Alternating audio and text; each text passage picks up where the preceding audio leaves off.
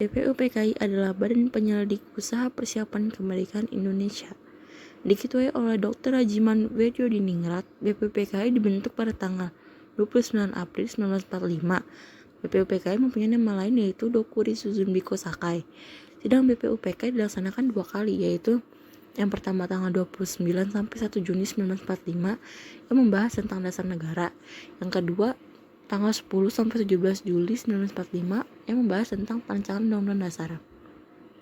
Pada sidang pertama BPUPKI, ada 3 tokoh yang mengajukan usulan dasar negara. Di antaranya ada Muhammad Yamin, Mr. Supomo, dan Insinyur Soekarno. Masing-masing tokoh mempunyai usul, yaitu pada tanggal 29 Mei, Muhammad mengusulkan yang pertama, peri kebangsaan, kedua, peri kemanusiaan, yang ketiga, peri ketuhanan, yang keempat, peri kerakyatan, dan yang kelima, kesejahteraan rakyat. Pada tanggal 31 Mei, Mr. Supomo mengusulkan yang pertama, persatuan, kedua, kekeluargaan, ketiga, keseimbangan lahir dan batin, keempat, musyawarah, dan yang kelima, keadilan rakyat. Dan pada tanggal 1 Juni, Insinyur Soekarno mengusulkan yang pertama kebangsaan Indonesia, yang kedua internasionalisme atau peri kemanusiaan, yang ketiga mufakat atau demokrasi, yang keempat ada kesejahteraan sosial. Dan selanjutnya ada panitia 9 dan panitia 8. Panitia 8 bertugas untuk mengumpulkan berbagai usulan para anggota. Panitia 9 bertugas menyusun pembukaan hukum dasar. Panitia 9 mengadakan rapat pada tanggal 22 Juni 1945. Tentang dasar negara, lalu terbentuklah Piagam Jakarta yang berisikan tentang yang pertama, ketuhanan dengan kewajiban menjalankan syariat Islam bagi pemeluk-pemeluknya. Yang kedua, kemanusiaan yang adil dan beradab. Yang ketiga, persatuan Indonesia. Yang keempat, kerakyatan yang dipimpin oleh hikmat kebijaksanaan dalam permusyawaratan perwakilan. Dan berikutnya ada PPKI atau Panitia Persiapan Kemerdekaan Indonesia yang dibentuk pada tanggal 9 Agustus 1945 dan tanggal 18 Agustus 1945 dihapusnya 7 kata dalam Piagam Jakarta.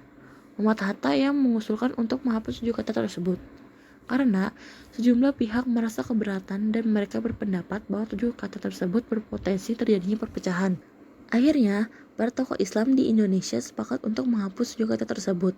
Dalam Piagam Jakarta, 7 kata yang dimaksud adalah ketuhanan dengan kewajiban menjalankan syariat Islam bagi pemeluk-pemeluknya diganti menjadi ketuhanan yang Maha Esa. Bagi Pancasila, menurut Mardiono, terdapat 3 tataran nilai. Yang pertama, nilai dasar, yaitu nilai kebenaran absolut yang tidak akan berubah seiring dengan perkembangan zaman. Yang kedua, nilai instrumental, yaitu nilai dari penjabaran Pancasila yang disesuaikan dengan konteks zaman dan perkembangannya. Yang ketiga, nilai praksis, yaitu nilai yang terdapat dalam penerapan Pancasila, baik yang tertulis maupun tidak. Contoh penerapan Pancasila dalam kehidupan sehari-hari. Sila pertama, toleransi dan beribadah. Sila kedua, menjalankan kewajiban dan bersikap adil sama manusia. Sila ketiga, bersilaturahmi dengan keluarga dan piket kelas. Sila keempat, menghargai pendapat orang lain dan memberikan pendapat saat diskusi. Sila kelima, berteman tanpa memandang suku, agama, dan warna kulit. Pada abad ke-21 ini ditandai dengan kemajuan teknologi yang sangat pesat, pertukaran informasi, penggunaan internet, pemanfaatan data besar atau big data, dan teknologi otomatisasi adalah fenomena yang dapat dirasakan, terutama yang berada di perkotaan. Internet adalah jaringan komunikasi elektronik yang menghubungkan jaringan komputer dengan fasilitas komputer di seluruh dunia. Big data adalah sekumpulan data yang memiliki volume atau ukuran yang sangat besar, yang terdiri dari data yang terstruktur, semi-terstruktur, dan tidak terstruktur, yang dapat berkembang seiring berjalannya waktu. Teknologi otomatisasi adalah penggantian tenaga manusia dengan tenaga mesin yang secara otomatis melakukan dan mengatur pekerjaan sehingga tidak memerlukan lagi pengawasan manusia.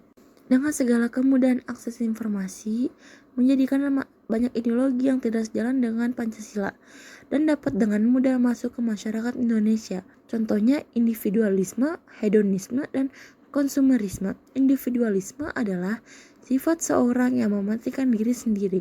Hedonisme adalah suatu pandangan yang menganggap kesenangan dan kenikmatan materi sebagai tujuan utama manusia hidup. Konsumerisme adalah sebuah kegiatan konsumen atau membeli atau memakai barang-barang secara berlebihan tanpa melihat nilai gunanya. Pada era digital, semua orang dapat menjadi produsen sekaligus konsumen informasi. Masyarakat mengalami kesulitan untuk mendapatkan informasi yang valid karena yang banyak beredar adalah post-truth dan hoax yang dapat mengancam keutuhan bangsa Indonesia.